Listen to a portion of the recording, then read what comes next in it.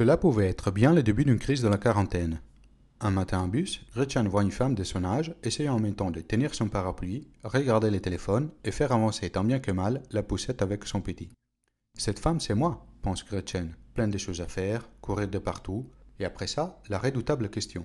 Est-ce que je suis heureuse? En ce moment, Gretchen prend la décision de vraiment s'occuper d'être heureuse. Sans révolutionner sa vie. Pas besoin de changer de travail, de ville ou de bouleverser sa famille. Elle est convaincue qu'il suffit de prêter plus d'attention aux petites choses afin d'atteindre le bonheur. Elle décide d'entreprendre un vrai projet, c'est l'opération Bonheur. Pendant 12 mois, elle va prendre le temps d'étudier le bonheur, de définir des résolutions pour être plus heureuse et de les réaliser, d'avoir un suivi régulier de ses progrès. Chaque nouveau mois de l'année est l'occasion de s'intéresser à un aspect différent du bonheur. Avec son livre Opération Bonheur, l'écrivain et blogueuse Gretchen Rubin souhaite partager son expérience pendant ces 12 mois. N'ayant pas le temps dans la vidéo de parler de chaque aspect, j'en ai choisi 4. Comme 4 sont les vérités fondamentales sur le bonheur dont je vais aussi vous parler vers la fin. Le mois de janvier est dédié à booster sa vitalité.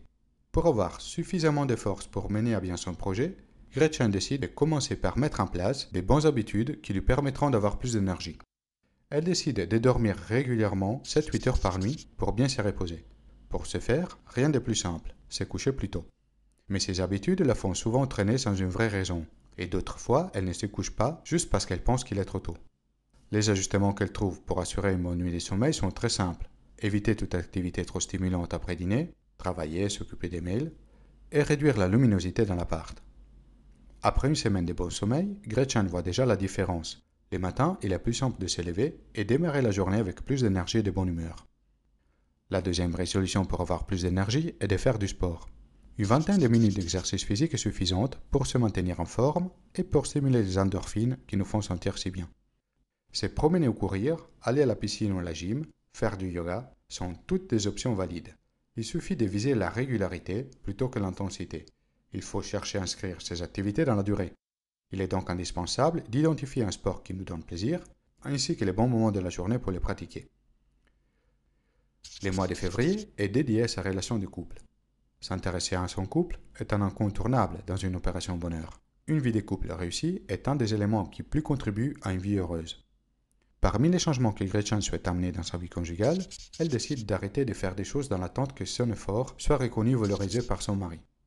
Pour son bonheur, il vaut mieux qu'elle réalise les tâches domestiques juste parce qu'elle souhaite le faire, et non pas pour la petite médaille qu'elle attend pour son geste généreux. Nous surestimons régulièrement notre contribution dans un groupe ou en famille, et avons l'impression que les autres sont moins dédiés que nous. Gretchen décide d'ailleurs de remarquer plus régulièrement les contributions de son mari et de les apprécier ouvertement. Un deuxième aspect pour améliorer la relation des couples est d'apprendre à mieux se disputer. Plusieurs études montrent que pour la stabilité et le bien-être du couple, il est plus important la manière dont on se dispute que la fréquence. Mieux se disputer signifie par exemple se concentrer uniquement sur les sujets de la dispute et ne pas retracer toutes les récriminations depuis les jours qu'on s'est connus. Cela signifie aussi terminer une dispute au bon moment, sans la faire traîner pendant des heures. Pendant la discussion, il faut utiliser des mots ou des gestes qui permettent de garder les émotions sous contrôle. Le mois de juin est dédié à l'amitié. Il a été prouvé à plusieurs reprises que l'élément le plus important pour son bien-être est la qualité de ses relations sociales. Gretchen décide de mieux soigner ses relations existantes et de chercher en même temps les occasions pour connaître de nouvelles personnes. Pour soigner ses actuelles relations, Gretchen décide simplement de contacter par mail ses amis pour les féliciter les jours de leur anniversaire. Ça peut paraître pas grand-chose, mais c'est déjà un grand progrès par rapport à ce qu'elle faisait avant. Elle décide aussi d'être plus disponible pour ses amis, mais en respectant sa propre nature.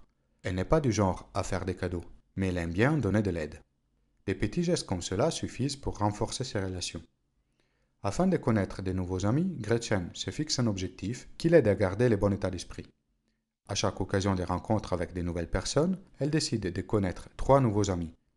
Elle finit par adopter des habitudes très positives dans des situations sociales. Sourire plus souvent, initier une conversation, inviter d'autres personnes à se joindre, écouter plus attentivement les autres, poser des questions. Cette nouvelle énergie dans les situations sociales a un effet très positif sur l'humour de Gretchen.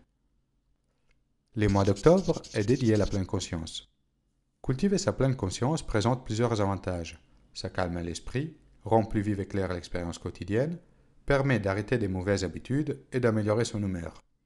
Gretchen découvre qu'elle a plusieurs tendances qui vont contre la pleine conscience. Les besoins de faire plusieurs choses à la fois, être constamment attrapé dans des préoccupations ou des attentes du futur.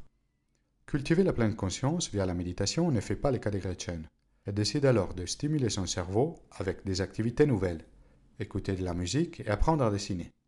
Mais ce qui lui permet vraiment de garder son esprit éveillé est le fait de réviser tous les jours ses résolutions pour s'en souvenir plus facilement le long de la journée. Avant de terminer la vidéo, voilà les 4 vérités fondamentales que Gretchen a découvertes d'elle-même pendant son opération bonheur. La première dit que, pour être heureux, il faut penser à se sentir bien, se sentir mal et se sentir juste. S'il est évident qu'il faut générer plus souvent des sensations positives, joie, plaisir, enthousiasme, gratitude, il faut en même temps extirper les sources des mauvaises sensations, culpabilité, ennui, honte, irritation. Se sentir juste signifie vivre la vie dans des bons termes par rapport à qui on est, faire le boulot qui nous correspond, vivre un endroit qui nous plaît, mais aussi respecter ses propres valeurs et les attentes que l'on a vis-à-vis de nous-mêmes. La deuxième vérité fondamentale est parfaitement circulaire. Une des meilleures manières pour être heureux soi-même est de rendre heureux les autres. Une des meilleures manières pour rendre heureux les autres est d'être heureux soi-même. Cela peut sembler évident, mais pour Gretchen, c'est une énorme percée. Cette vérité permet d'avoir tout de suite des idées concrètes pour être heureux, s'intéresser aux autres.